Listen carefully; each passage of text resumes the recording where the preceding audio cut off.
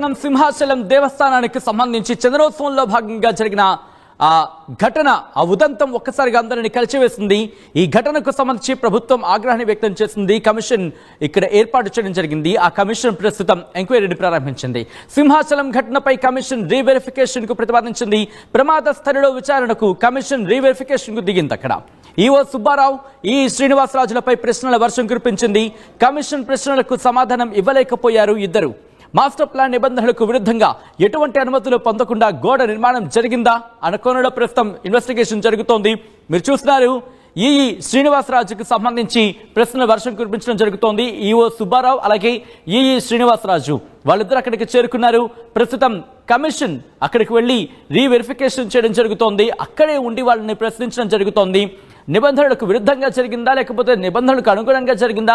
ఒకవేళ నిబంధనలకు అనుగుణంగా జరుగుంటే ఎందుకు ఇంతటి ప్రమాదం జరిగింది? ఆ గోడ కూరడానికి కారణం ఏంటి?